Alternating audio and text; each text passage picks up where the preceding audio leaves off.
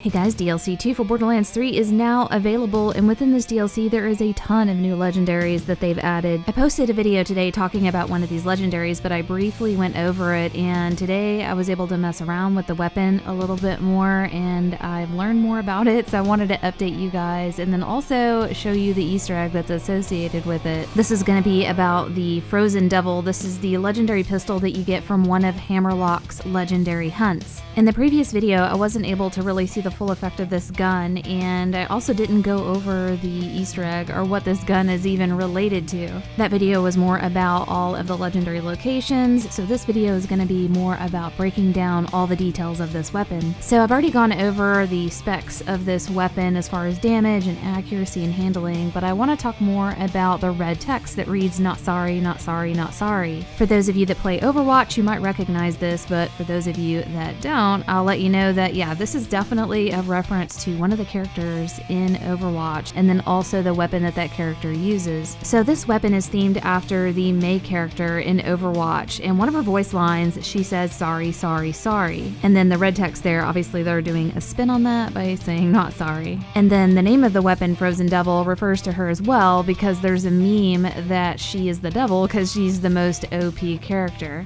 And the way that the Frozen Devil looks and performs in Borderlands 3 is directly themed after the way her gun looks and performs in Overwatch. Mei's weapon in Overwatch is called the Thermic blaster, and it fires icicles and also a frost stream. And the Frozen Devil in Borderlands 3 can shoot ice spikes and then toggle to a cryogenic stream. So basically the same thing. And when I was playing with this weapon, I was on Mayhem mode 4, and this weapon is not strong enough for that mode, and so I wasn't able to get the full effect of what this weapon can actually do. It's actually really awesome, but these enemies are too powerful, and you're not able to use this elemental effect against them to see the functionality of this weapon. So right here I'm on Mayhem mode 4, and this weapon has the potential to freeze these enemies into a cryogenic state very rapidly and frequently with both modes, the ice spikes and also the cryogenic stream. But in this mode, again, they're too strong and you're not going to get the effect. So I went back to Sanctuary and I took Mayhem mode completely off to see if this gun would perform better. I had the idea that you're supposed to maybe cryogenically freeze these enemies and then switch to the ice spikes and explode the blocks of ice they were frozen in, and maybe that would finish them off. And yes, that certainly does work, but what I noticed is that the cryogenic stream and the ice spikes are equally as viable and very powerful. I tried toggling the effects both ways, with cryogenic first and then the ice spikes, and what I noticed is that if you use the ice spikes most of the time to freeze them into the blocks and then switch to the cryogenic stream, you can finish them off really quickly like that. So right here I have frozen this enemy, and then I'm just using the ice spikes, and it's not doing a great job, but right here I'm going to use the ice spikes to freeze the enemy and then switch to the cryogenic stream. That seemed to be much more efficient to ice spike them first, freeze them, then switch to the cryogenic stream, because you can continuously deal damage to them and you will kill them a lot faster.